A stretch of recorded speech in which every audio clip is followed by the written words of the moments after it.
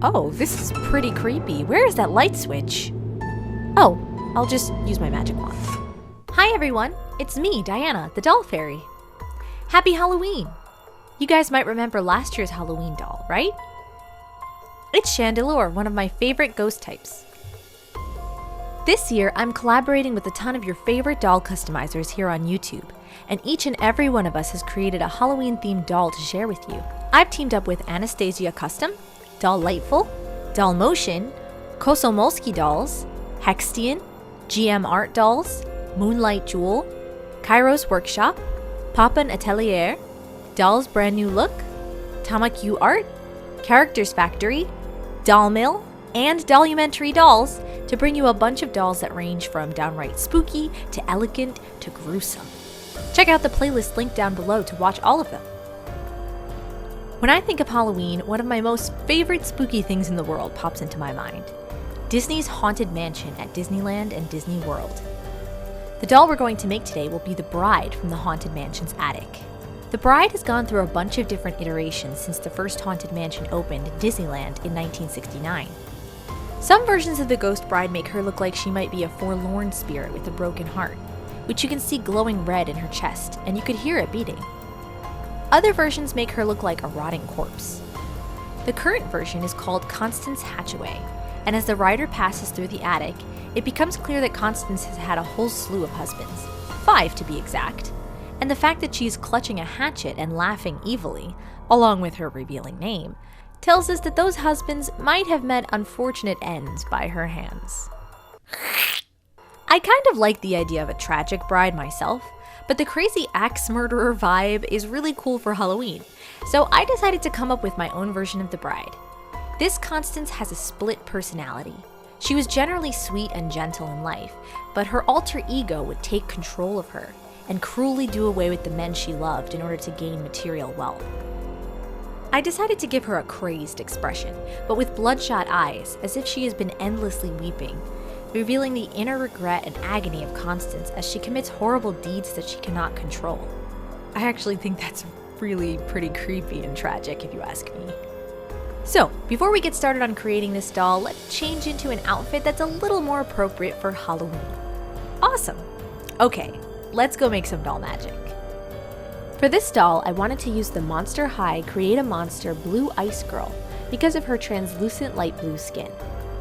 One of the things I really wanted to include on this doll was her glowing heart and glowing eyes, and I figured that this partially transparent body and head would allow me to string some tiny LED lights inside her chest for the heart and inside her head to make it look as if her eyes are glowing.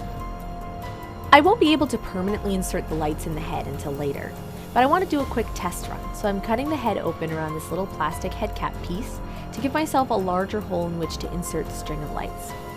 When I place the lights in the head behind the eyes, it looks pretty cool. Since I want the translucent blue body to show through her wedding dress and to look ghostly and see-through, I'm going to use this sheer white fabric for her wedding dress. You can clearly see the glowing heart through the fabric, and that's important. I've decided that the rest of the string of lights will go underneath her dress so that she will be a luminescent and ethereal spirit. Once that's figured out, I'm diving right into the face-up. It was a little difficult to depict the complexity of emotions I was imagining this ghost bride to have. I really wanted her to look crazy and creepy, but at the same time I wanted her expression to hint at the deep pain and sorrow she has inside. I had to sketch out her expression a bunch of times before I settled on this asymmetrical look, with one eye wide and the other squinty as if she is snarling or her face is twitching out of madness. One side of her lips curls upward in hysterical laughter, while the other droops. After removing the factory paint with acetone nail polish remover and spraying 2 to 3 coats of Mr. Super Clear sealant on the doll's head, I start to sketch the expression with a blue watercolor pencil that's pretty similar to the color of the face. I will later trace over this with darker outlines, but for now I want to be able to erase and adjust the initial sketch. In addition to giving her crazy eyebrows meant to convey her agony and hysteria, I'm giving her lines to indicate dark circles around her eyes as if she's sleep deprived. I'm using a bright red color to outline her eyes, which will also have bloodshot veins running through them. I fill in the whites of the eyes with white colored pencils. She already looks pretty crazy like that, I have to say. I'm using a few different shades of pink for her lips, first outlining their asymmetrical curve and then filling them in gradually.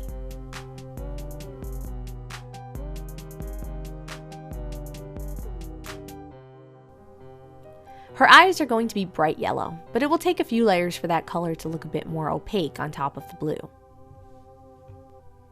Some people mentioned that Chandelore's eyes looked like eggs in the comments, and they kind of do, and I guess for some reason I just really like that look because I'm doing it again.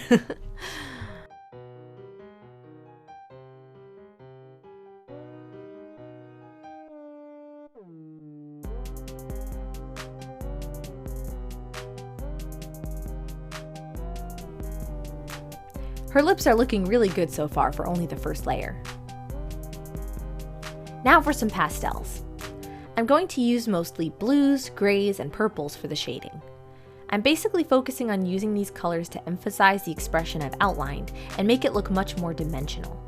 I'm putting lots of shading around the eyes to make them look more sunken, and I'll also focus a lot on the upturned corner of her mouth and the curve of her cheek above that.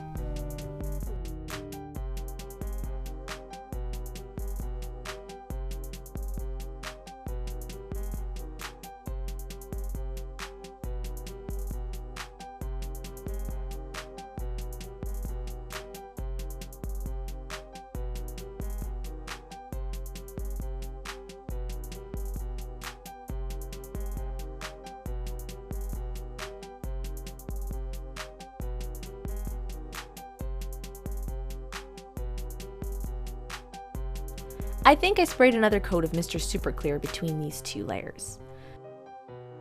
I start outlining the eyes with dark blue and black, then I add more opacity and depth to the yellow in the eyes.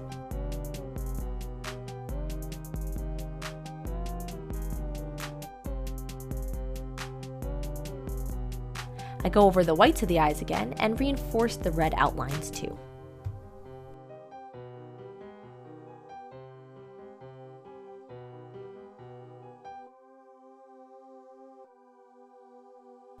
The bride is going to have pale blonde hair, so I'm also making her eyebrows look a pale blonde color using cream and brown pencils.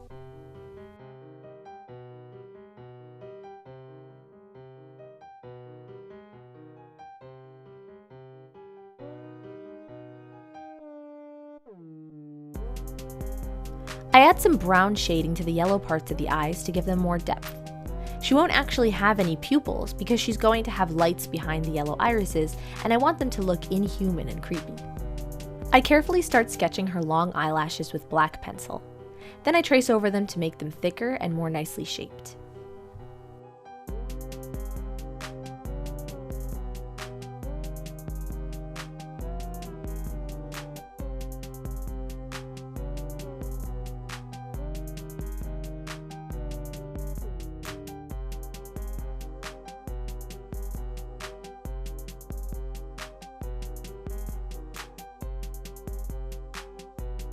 Now comes the next round of shading with pastels.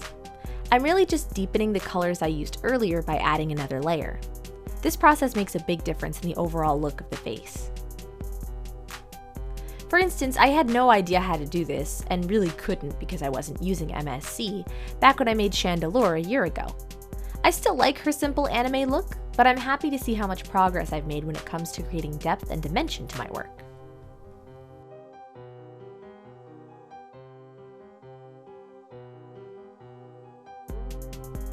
Okay, time for another layer of MSC. And now I'm really kind of repeating the entire process at this point in order to make the lines and the colors more vivid. I start with making the eyes brighter and giving them more shading and depth. Here comes the fun part. Now I'm adding the red blood vessels in her eyes.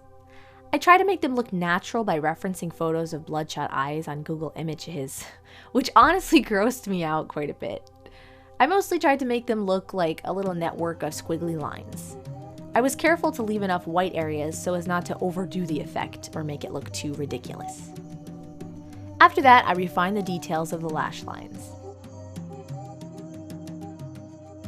Now I go back to my pastels for the final layer of colors around the eyes and the mouth and the nose.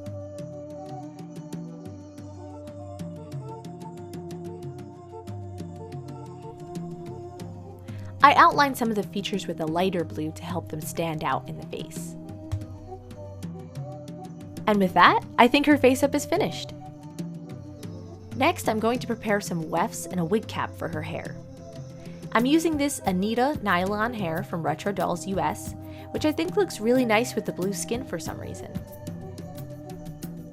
I cut the hair to the right size, then I make wefts by spreading Mod Podge onto this piece of a plastic food storage bag.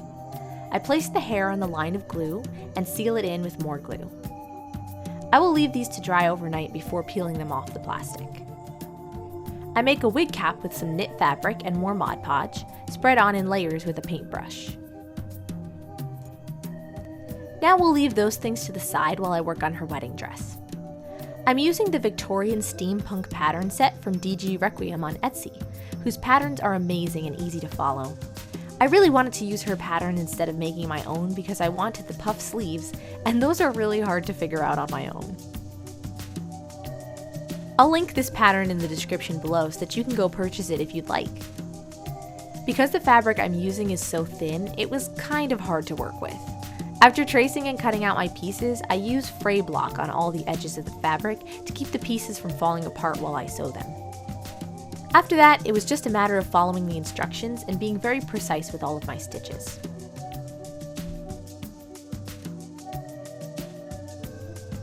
Check out my puff sleeves, it worked!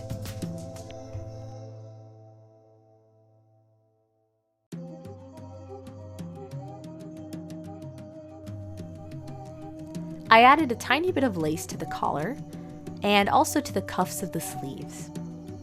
Later, I'll also be adding this lace onto the middle panel of the skirt and along the skirt's hemline. Looking very precise so far.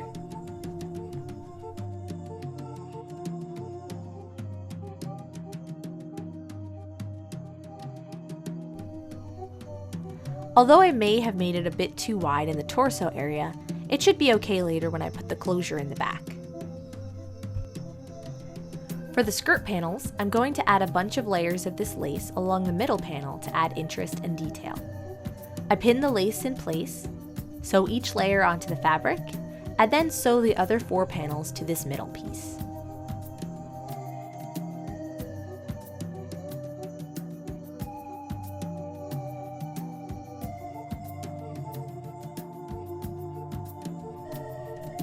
This is why I love using these patterns. Look how nicely it came out. Now I sew up the back of the skirt, and after fitting it onto a doll, I attach Velcro at the back for the closure.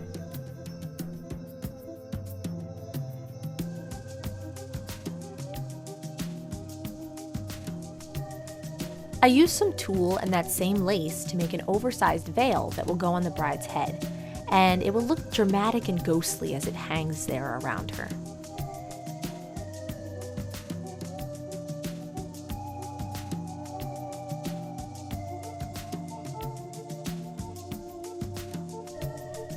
Now our wefts and wig cap are ready, so let's make the wig.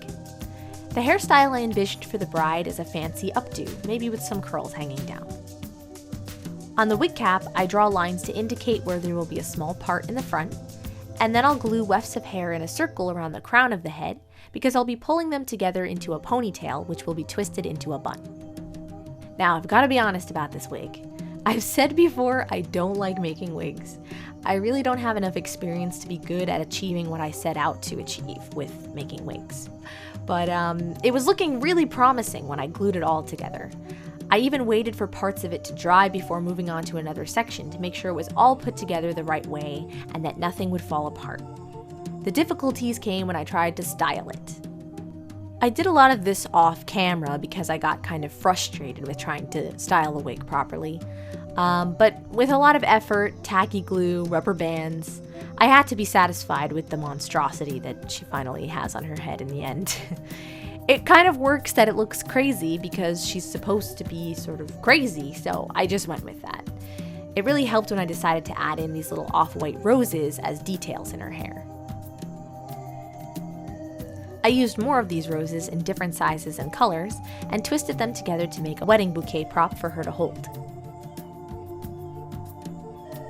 The other prop she needs is her hatchet. I start by sketching out the exact size and shape of the hatchet. Then I take a wooden dowel and I use my X-Acto knife to whittle it into the shape of the handle.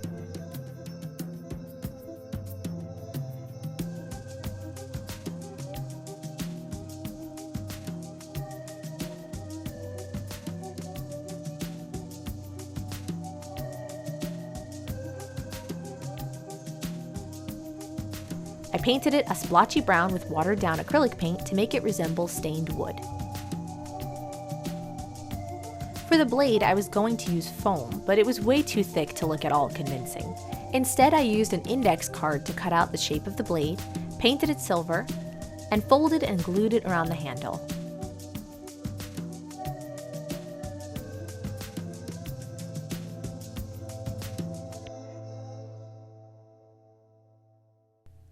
I also painted some red onto the blade to make it look like blood. I was going to add more blood on her dress, but considering that she's from a Disney Parks ride, I thought it might be better to keep it PG.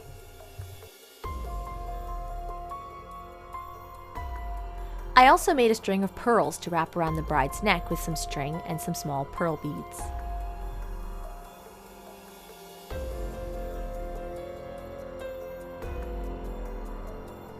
For her shoes, these Hasbro bell heels will work perfectly when I paint them white. The style looks vaguely Victorian to me for some reason, and there are those little rose details in the plastic that go with the rose details in her hair.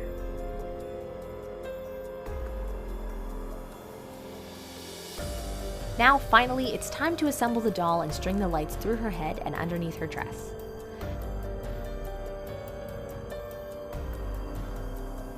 I struggled with gluing the eye lights in place for a little while.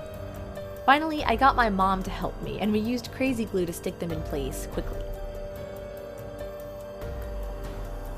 And now, the eyes glow!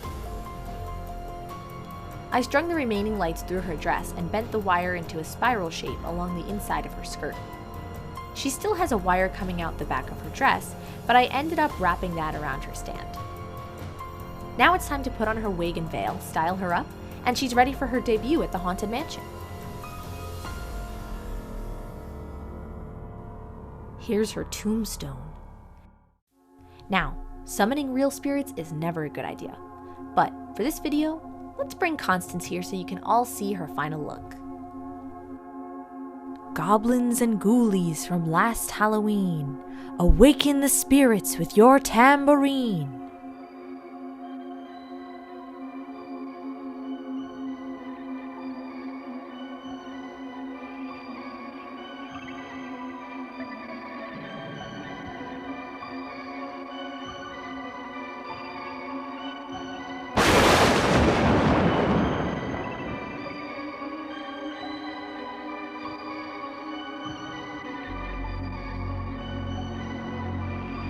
Ooh, pretty spooky. Whoa, whoa, whoa, Constance, put down that hatchet. My gosh, that expression really is quite chilling, isn't it?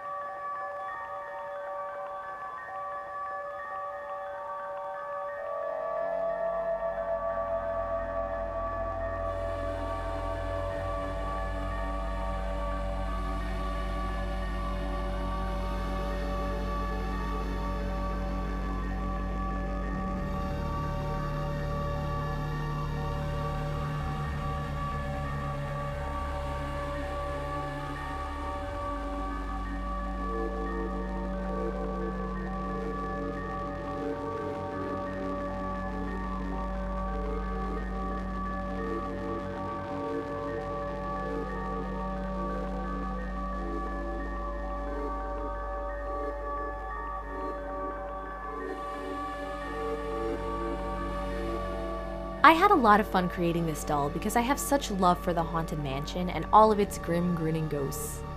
I really enjoyed researching the history of the bride character over the years. I incorporated as many versions of the bride as I could.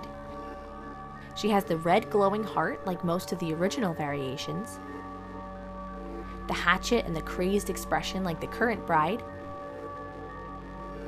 the blue skin of the so-called Smurf bride that was there at one point, A slight tragic vibe in her bloodshot eyes, like Melanie Ravenswood, the bride from Disneyland Paris's Phantom Manor, and the yellow glowing eyes of the minimalist bride, which I personally think is by far the scariest of all of them.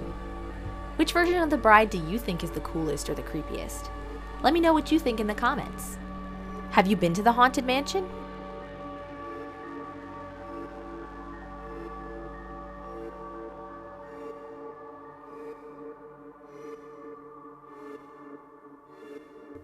I have to say that I don't really love her hair, but I think the weird style she ended up with does kind of seem to fit the theme and contribute to her overall look of hysteria. Once again, I reiterate that I prefer rerouting to making wigs. I hope you enjoyed watching the process of creating this iconic ghost bride. Don't forget that there are still 14 other amazing Halloween doll videos for you guys to watch, so put on the playlist and check them all out for spooky vibes and some creepy creativity. Thank you so much for watching, everybody. I'll see you guys back here soon for some more doll magic, so make sure you subscribe and click on the little bell to get notifications for new videos. There may be another one very, very soon. Have a happy Halloween, everybody. Bye!